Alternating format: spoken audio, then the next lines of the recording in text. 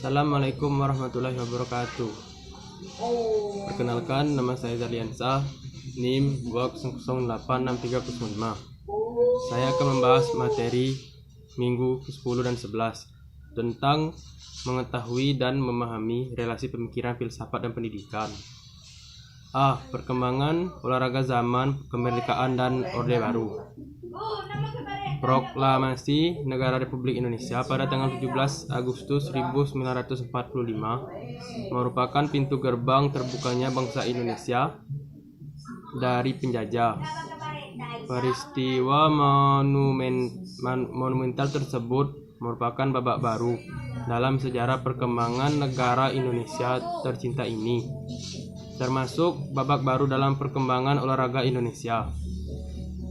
Beberapa peristiwa yang menandai perkembangan olahraga zaman kemerdekaan antara lain yaitu tanggal 19 Agustus 1945, tanggal terbentuknya kabinet yang pertama.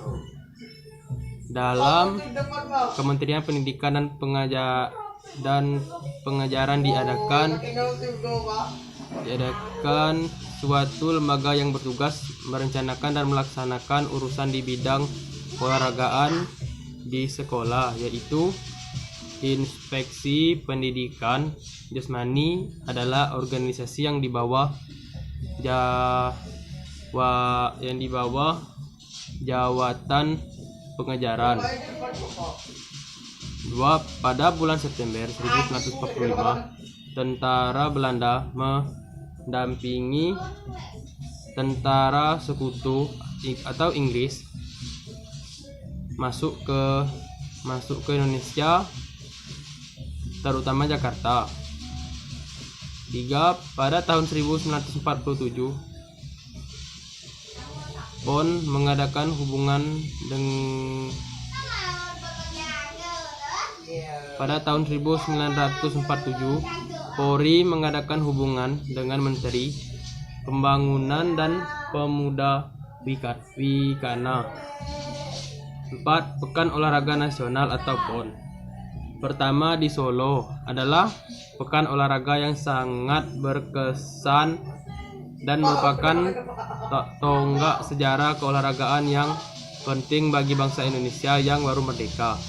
Dengan dibentuknya Kementerian Pengajaran, maka pemimpin-pemimpin bangsa pada waktu itu telah menunjukkan kepeduliannya akan masalah pendidikan, yang di dalamnya tercakup pada pendidikan jasmani. Namun karena baru dalam taraf penataan, pada kegiatan pendidikan jasmani yang diatur oleh Kementerian Pengajaran belum banyak begitu dirasakan. B.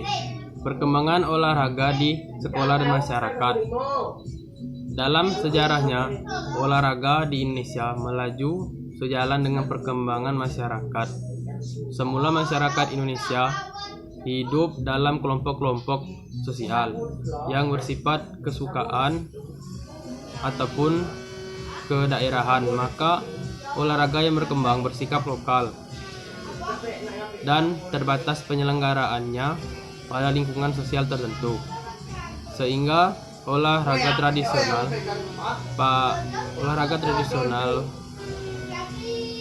pada tertentu hanya digunakan sebagai hiburan atau selingan pengisi waktu saja. Contoh olahraga tradisional Indonesia yaitu pasola. Antara lain pasola, debus, ujungan, dan loncat batu nias. Perhatian terhadap penjas baru ada kira-kira abad ke-19 yaitu ketika sekolah-sekolah bagi anak-anak Eropa makin berkembang dan berbagai latihan jasmani diberikan, antara lain senam, atletik, kasti, dan lain-lain. Perhatian masyarakat Indonesia sedikit sekali terhadap senam sehingga perkembangannya tidak mencapai tingkatan yang tinggi. Kegiatan senam di masyarakat pada waktu itu biasanya merupakan demon yang dilakukan oleh pelajar-pelajar sekolah menengah seperti HLK atau yang disebut Holland in Six Week School atau sekolah guru, HMS atau disebut juga Algene Middleboard School atau SMA, dan HBS Hauger Burger School atau sekolah menengah 5 tahun. Sekian penjelasan dari saya. Wassalamualaikum warahmatullahi wabarakatuh.